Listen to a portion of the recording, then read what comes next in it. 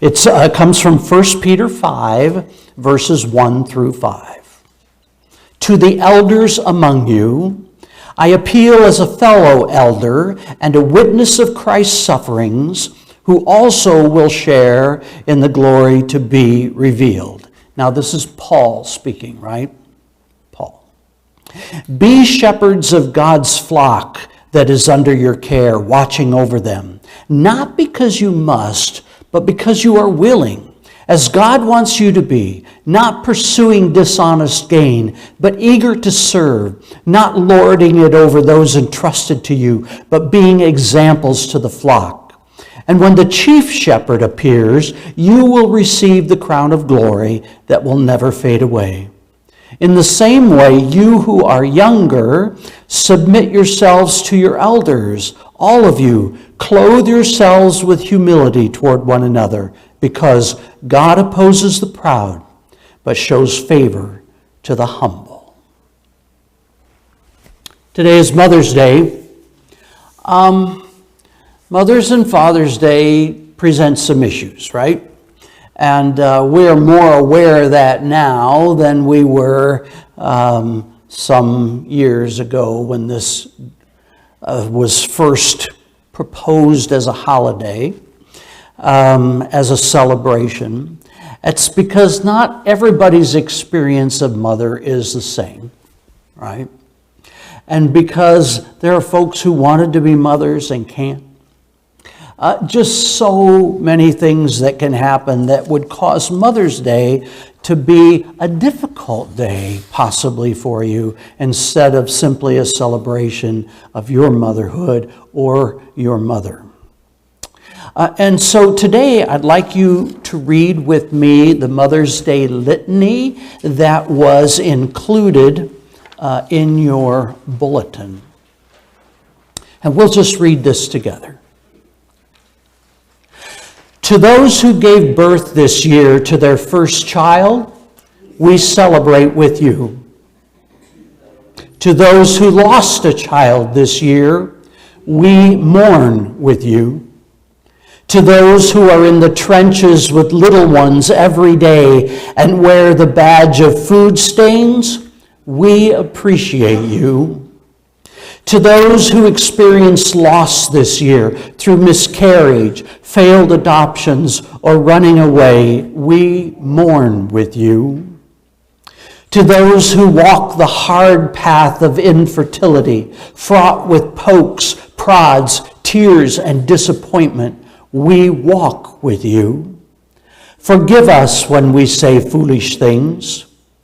To those who are foster moms, mentor moms, and spiritual moms, we need you. To those who have warm and close relationships with your children, we celebrate with you. To those who have disappointment, heartache, and distance with your children, we encourage you. To those who lost their mothers this year, we grieve with you. To those who experienced abuse at the hands of your own mother, we pray God lessens your pain. To those who lived through driving tests, medical tests, and the overall testing of motherhood, we are better for having you in our midst. To those who will have emptier nests in the upcoming year, we grieve and rejoice with you. And to those who are pregnant now with new life, both expected and surprising, we anticipate with you. This Mother's Day, we walk with you. Mothering is not for the faint of heart. You are real heroes in our midst, and we celebrate with you.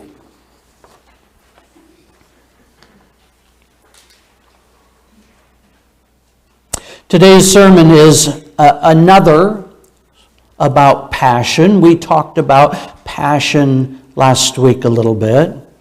And for our purposes, passion simply means pass it on. That kind of puts the whole sermon in just a few words. Pass it on. Antoine Saint-Exupéry, and my French is awful, says this: if you want to build a ship, don't dispatch people to collect wood, don't assign them tasks and work, but rather teach them to long for the endless immensity of the sea. Do you know this author, any of you? Yes, Bob knows. The Little Prince, yes. Good job, absolutely. Yeah. Long for the endless immensity of the sea. So I'm talking to women this morning, but men can listen in, and I have a suspicion this might apply to you too, just saying. Passionate people are creative, and passionate people have to find an outlet for their passion. Passionate people are constantly searching for resources and time to make their passions bear fruit. They supply boundless energy in the process of doing their passion, being creative. They'll search for finances. They'll work on designs and plans. And one other thing about passionate people that I want you to know, they dream. Passionate people dream. Now, my mom taught me to dream. Now, her dreams weren't always practical. I'm going to warn you about this right in advance. Not always practical. For instance, there was a time when I was 12 years old and was barely thinking about someday maybe having a driver's license. When my mom came up with this idea, does anybody remember mini bikes? Not a thing anymore, I don't think. But in my childhood day, mini bikes were a big deal. They were a little tubular frame. They had a seat and a handlebar, and usually like a 5 horsepower Briggs & Stratton motor down there that would make it go all of 20, 25 miles an hour or something like that. A mini bike. So my mom says to me one day, you know what? We should buy 3 mini bikes. Now, there's 6 people in our family, okay? And I was the oldest of the children. We should buy 3 mini bikes, and Dad'll drive one, and I'll drive one, and you can drive one. I'm 12 years old. I'm thinking, oh yeah. And we'll put a kid on the back of each one, you know, for the other 3 in the family of 6. And we're going to go to California on our mini bikes from Indiana at 25 miles an hour. I don't think Mom knew that part about mini bikes. My mom taught me to dream. You know, one thing about passing on dreams, you don't have to share biology to do that. You can do that with anybody at any time. Just be a dreamer, but you know what you have to do? You have to say your dreams out loud. You have to communicate your dreams. And when you do, other people learn to have practical or impractical, even so, dreams. When I was a child, I don't actually know how old, but probably prepubescent at least. I had a babysitter. Her name was Lanny. Lanny was 4 or 5 years older than me, probably in high school, and I was in love with Lanny. She was beautiful. Lanny was a dreamer too, you know. Her big dream was she was going to buy a horse and ride it to Texas. That's what she wanted. Oh no, Arizona, yeah. Ride it to Arizona. She wanted to buy a horse. Now, I've never have been much of a horse person. But for Lanny, yeah, I'd be a horse person for sure. Isn't it silly to think about the littlest things that we can do that make a difference in people's lives, that they don't forget, and that may cause them to have their own dreams, practical or impractical. We need to dream out loud. We need to dream with our children, with our grandchildren, with our friends, with students, neighbors, anyone. Anyone. And you don't have to be their mother to make a difference in their lives by dreaming out loud. My mom always had a plan. She always had a dream. In fact, when my mom died, she had a trip planned. And she wanted to go see the Albuquerque Balloon Festival. She didn't know about the Presque Isle Balloon Festival, I guess. She wanted to go see the Albuquerque Balloon Festival, and she wanted to go to Carlsbad Caverns. In fact, she had me doing all this research in Carlsbad Caverns because she couldn't walk anymore. Was there parts of Carlsbad Caverns you could go through in a wheelchair? I'll try to figure that out, Mom. Turns out not a whole lot, but a little bit that you can do in a wheelchair. Mom didn't live to do that trip, but there was a time in my life when I thought, wouldn't it be awful to die with this long list, like a bucket list or something like this, of things left undone? That just sounded awful to me. And then God spoke to me and offered a little wisdom, and I started thinking about this. Wouldn't it be awful to have finished everything on your bucket list and just be sitting around waiting to die? Wow, I think that would be way, way worse. Way worse. I think that if we die and haven't completed everything on our bucket list, that we've still got plans, we've still got hopes, we've still got dreams, then we've lived life to the very end.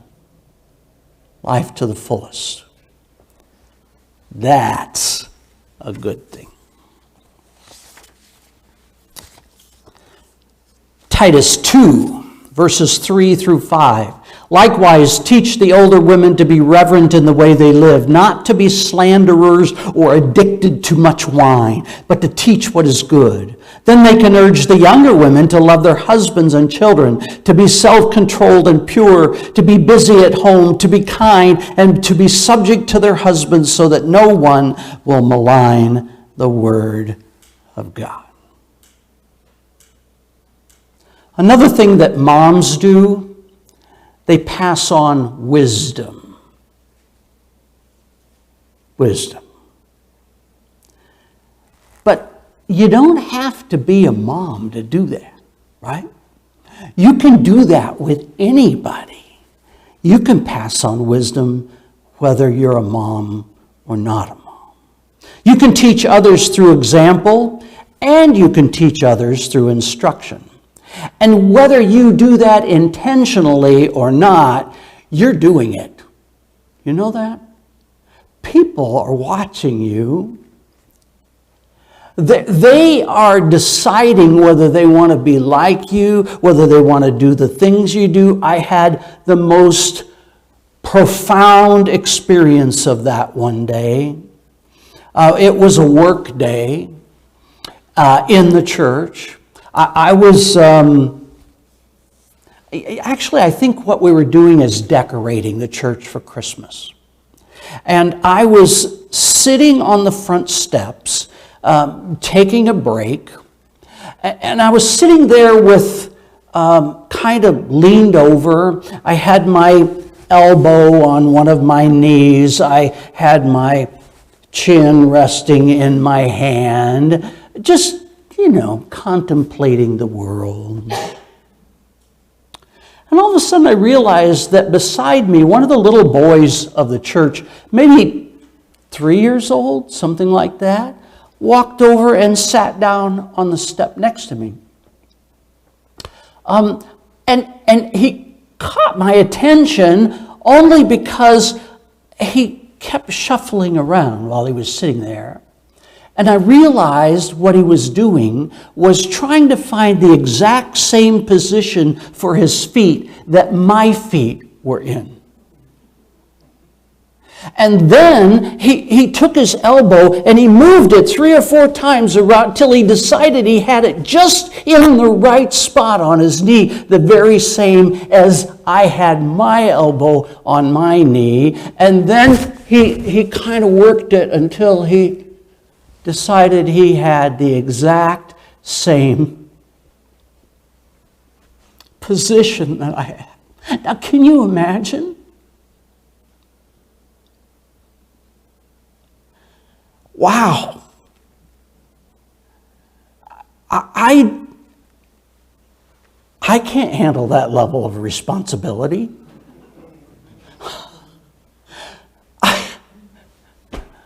What did he see that I was doing bad? You're always being watched. You're often being imitated. You set an example for others, and you don't have to be a mom to do that. No, you don't. Moms do that a lot, but you can do that with anyone. My mom taught me to be generous, and she did it by example. Now, I told you the story about bringing people into our home to live there when I was young.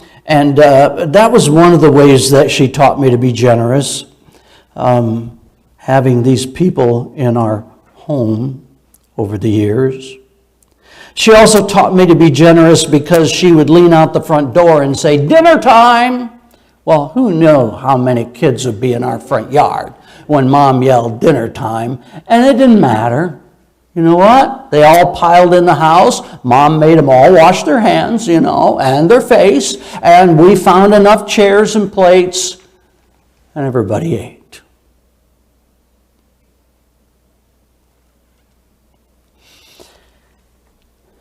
My mom never forgot a birthday. In fact, I think Rhonda was shocked when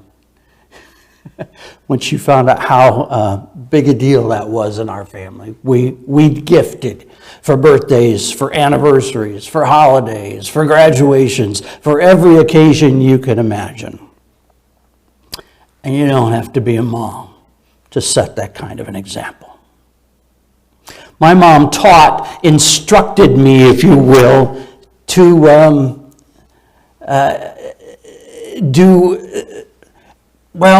let's just say I still hear her voice in my head, okay? The things that she taught me over the years, they still are in there. Now, when I was little, I had a sister that, she's not much younger than me, maybe 10 months, something like that. She's the next one in line. I may not have always been exactly kind to her. I just guessing. I have no memory of it, of course, but maybe not. And my mom, when I was really young, started telling me this one thing, and it was, boys don't hit girls. Now, I would like to tell you that she only said that once. But the truth is, I heard her say that over and over and over as I was growing up. Even as a teenager, I heard her say, boys don't hit girls.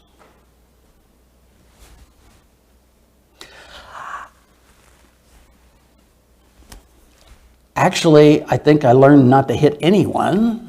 I don't remember ever hitting anyone. Although I've been tempted a few times, I have to admit. You don't have to be a mom to teach those kinds of things. You don't have to be a mom to leave your voice in the head of someone. And that voice can be a positive influence or it could be a negative influence. Probably be a good idea if it were a positive influence. My mom taught me to celebrate. She was always looking for an opportunity to celebrate.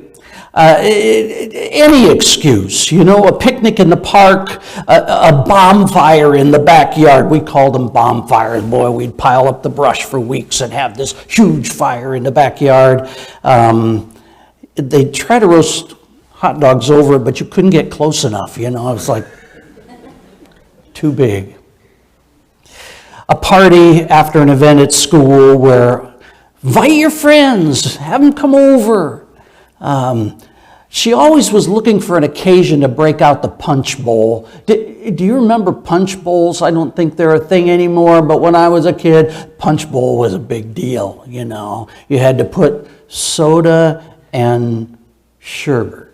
Yeah, soda and sherbet in the punch bowl. And Mom was always looking for an excuse to use her punch bowl. One morning, Rhonda and I were at their little apartment after they sold their home. They moved into a little apartment. And we woke up to the smell of frying chicken. If you've smelled frying chicken at 6:30 in the morning, not that great, Kind of strong. Mom, what are you doing? She was unstable enough on her feet that she was sitting in a chair in front of the stove and turning the chicken and putting it in flour and all the things that she did to fry the chicken because she wanted to take us somewhere. And she piled Rhonda and I in the car, along with a wicker basket that had pies and fried chicken and potato salad and I don't know what all in there. It was just a normal Saturday morning. We were just visiting, but she had someplace she wanted to take us. So she was frying chicken at 6:30 in the morning. You don't have to be a mom to celebrate with someone. You can choose to celebrate any time you want. And there is always an occasion for celebration. Psalm 145:4. One generation commends your works to another. They tell of your mighty acts. There's another way of saying that isn't quite as positive. The sins of the parent are passed on to the child. Have you heard that? Yeah. Now, here's the thing. We can pass on sin or we can pass on virtue. We have that option. We have that choice. And you don't have to give birth to anyone to be able to do that. I've had some amazing women in my life. Women who I could easily say were a second mom or a third mom or a fourth mom, One lady's name was Chris Mosier. When I went to one of my churches, Chris was in failing health. She was older. And most of the time I spent with Chris was in hospitals. I'm not sure, maybe once I saw her at home. I was finishing a hospital visit and walking out of her room when she called me back one day and she said to me, now Chris had 4 boys, okay? The Mosier boys. And the Mosier boys were doctors and engineers and they were all successful. They were all respected in the community. And she calls me back into her hospital room and she said, "Would you like to be one of my boys?" And I thought, who wouldn't want to be a Mosier boy? Yeah, sure. Count me in. I want to be one of your boys. Still touches my heart. Sweet, sweet lady. Beautiful, beautiful women that have touched my life, many of them, as teachers, as nurses, as other moms of my friends, all had influences on me, wonderful influences. So, women of Covenant Church, what kind of legacy would you like to leave? My mom left me a legacy of learning. When I was in high school, she decided to fulfill one of her lifelong dreams. She wanted to be a nurse. And she went back to school, and she became a licensed practical nurse. I think it took 2 years of schooling for her to do that.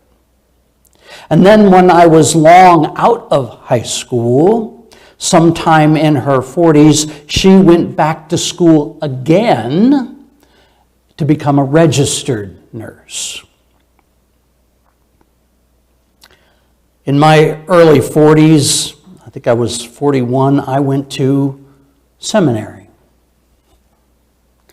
And it wasn't because my mom went back to school at a similar age, and it wasn't any kind of a competition with my mom or anything like that. But it was the simple thing as, why not? It never occurred to me that I couldn't. It wasn't until after I'd done it that people said, well, I don't know how you do that. How could you possibly go back to school at that age? I could never do that. It never occurred to me I could never do that. And I know it's my mom's example. Yeah. And then I went back to school again and got another degree. By the way, as long as you keep paying, they'll give you degrees. They have no, they just want your money. So.